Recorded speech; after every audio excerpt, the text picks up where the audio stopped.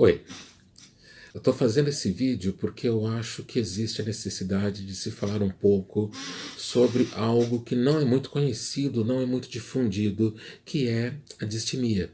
Quer dizer, nós temos a depressão e hoje em dia todo mundo sabe alguma coisa, mínima que seja, sobre ela, né? Mesmo com os problemas relacionados ao fato de que muita gente acha que é frescura, que é uma falha de caráter, que se a pessoa quisesse realmente, se ela tentasse, ela conseguiria melhorar da sua depressão, mas isso é outra história, né? Embora eu vá tocar no assunto ainda nesse vídeo.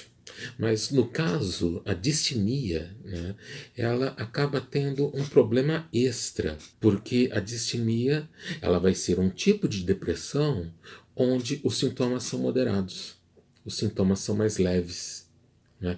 E na hora que esses sintomas são mais leves, primeiro que a doença vai passar muitas vezes despercebida, tanto por quem a possui quanto por quem deveria ser capaz de diagnosticá-la. E além dela ser uma doença que voa abaixo do radar, a gente vai ter um problema maior ainda, que é a falsa analogia de que, bom, se a distimia é uma depressão com sintomas leves, então ela vai ser uma depressão leve e, portanto, com consequências leves também, né? Sendo que isso não é verdade. Volto a isso daqui a pouco. Bom, o que é a distimia? Antes de mais nada, a distimia atualmente ela está sendo mais chamada de transtorno depressivo persistente. Quer dizer, ela está sendo mais classificada como um tipo de depressão. Então, o termo distimia ele tende a cair em desuso. Mas de onde vem esse termo? Bom, não tem a ver, mas tem a ver, né? Eu me formei em história, muitos anos atrás. E uma das características que eu tenho como um bacharel em história é o fato de que eu me preocupo com a origem das coisas. Eu quero saber como que elas começaram e como que elas foram se desenvolvendo depois também. E no caso, a distimia ela já havia sido diagnosticada lá pelos gregos antigos. Tá?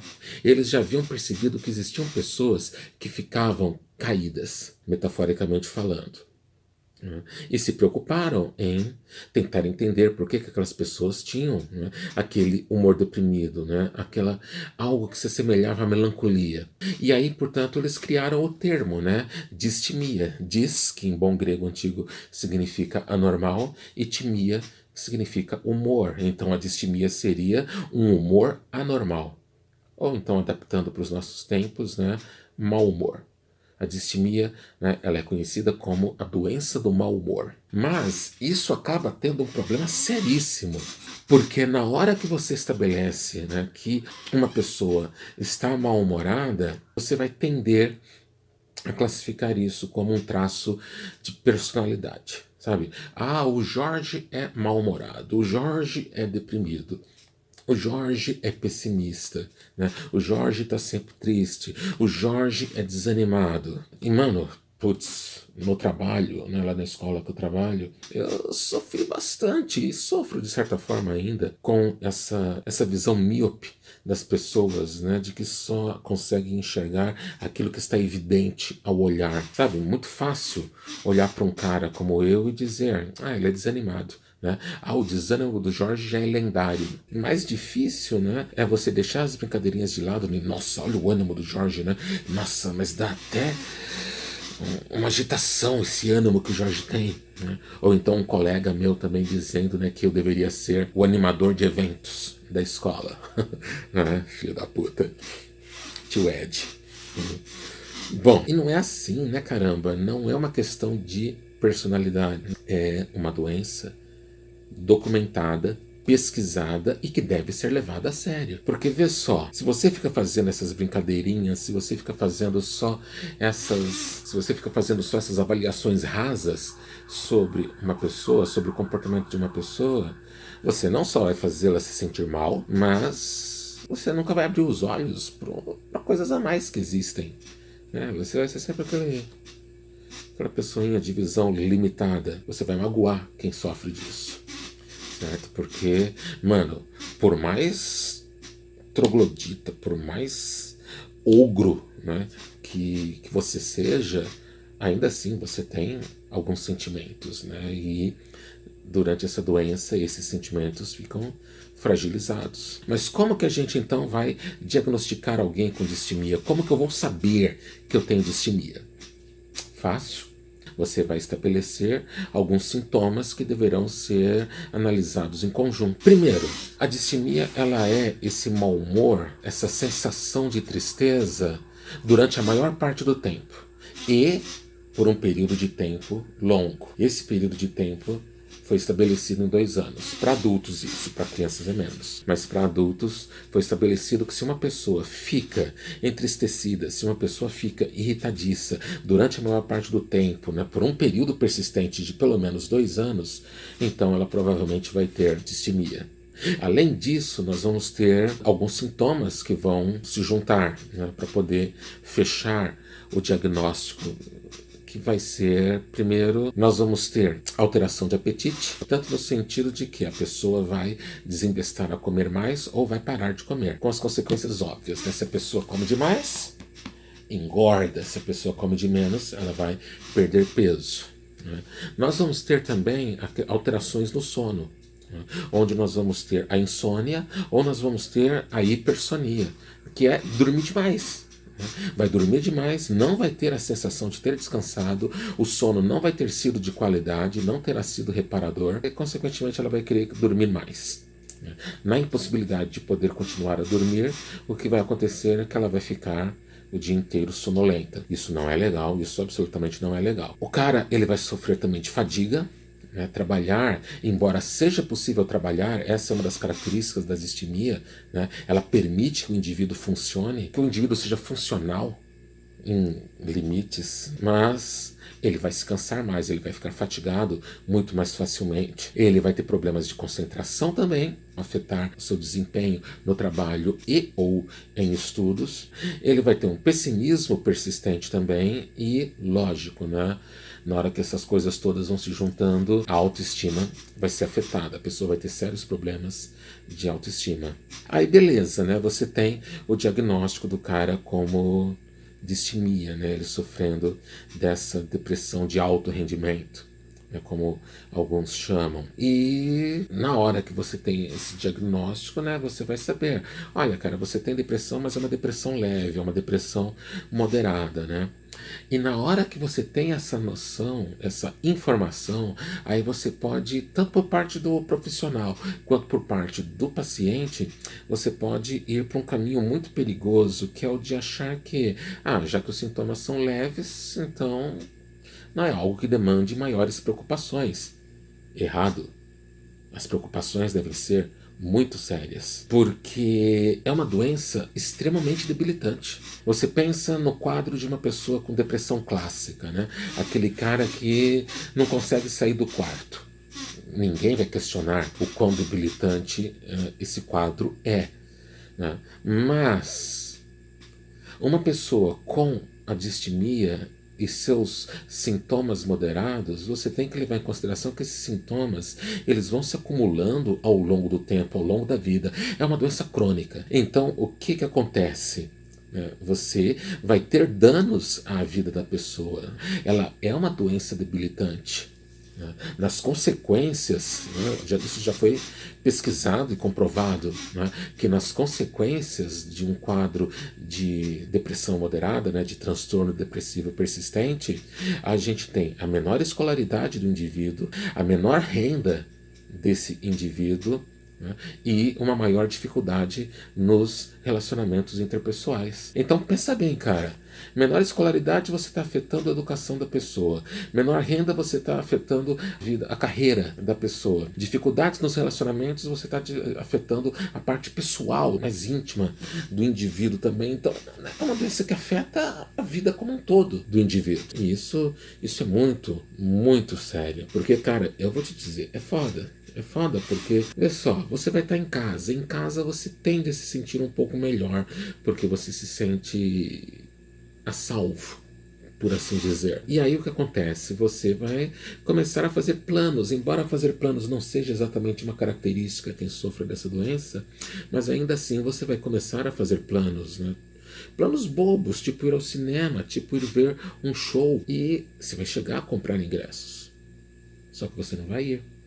Vai chegar o dia de ter que sair de casa e ir até o evento e você não vai ir, sabe? A questão de puta merda, já paguei, não vai ser tão forte quanto aquilo que tá te puxando para ficar em casa, para ficar imóvel. Então isso é complicado, né? Você vai sair menos, não só para questão de ver filme ou show ou teatro, né? Mas você vai ver menos pessoas também. Eventualmente vão te convidar para sair, vão te convidar para uma cerveja, né? E você vai depois, um dia, né? Mas sabe, aquele ato de sair de casa para ir fazer isso, nossa, ele é muito difícil, imobilizante mesmo, a maior parte das vezes é imobilizante. Então é foda, né? Como que você faz para viver com isso? Você precisa se tratar. E tratamento, meu amigo, tratamento de problema psicológico é medicação e terapia. A questão da medicação você vai pegar com psiquiatras, a questão da terapia aí você vai mexer com psicólogos e psicanalistas, né?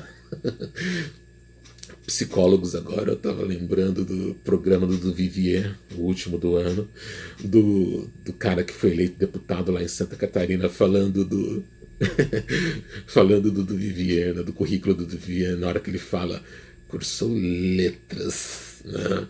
Com todo aquele desprezo, né? Como se letras fosse a coisa mais infame, né, do mundo, né? E quase que eu falo psicólogos desse jeito, porque sim, eu tenho problema com psicólogos. Tá? Minhas experiências com eles não foram boas. Encontrei ou gente incompetente ou gente embusteira, tá? Sabe, charlatães mesmo, pessoas com sérios problemas de profissionalismo, gente sem ética, né?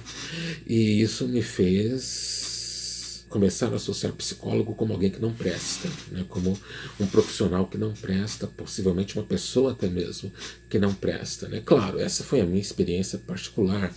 Não quer dizer que todos os psicólogos sejam charlatães ou incompetentes, né? Tem que existir gente que trabalha direito por aí por uma questão estatística mesmo, né? Mas essa foi a minha experiência pessoal, foram as minhas experiências pessoais, né? Não deixe que isso te afaste. Procure um profissional, procure um psicólogo, né? Normalmente eles são mais baratos que os psicanalistas, mais fáceis de achar do que os psicanalistas, e vê se funciona. Não funcionou?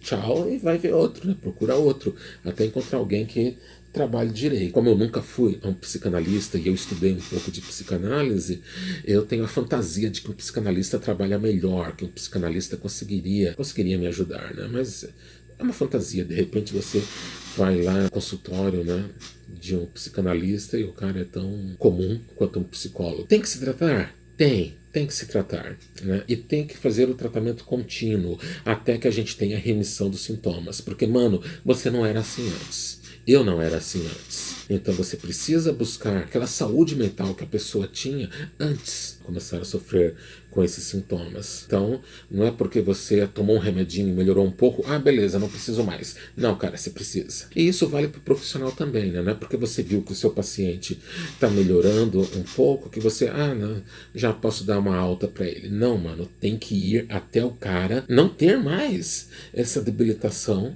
até o cara não sofrer mais de maneira patológica, né? Na parte de acadêmica, na parte de carreira e na parte de relacionamento. E o que acontece se você não tratar? Bom, né? Merda, lógico. Né?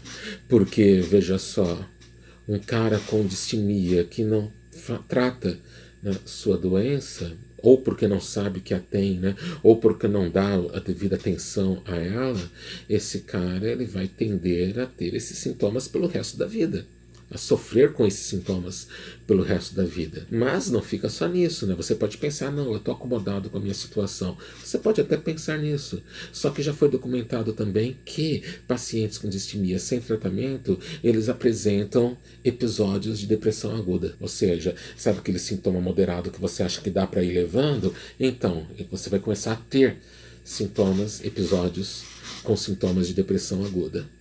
né? E em alguns casos também já foi visto que você pode chegar até mesmo a desenvolver hipomania ou bipolaridade.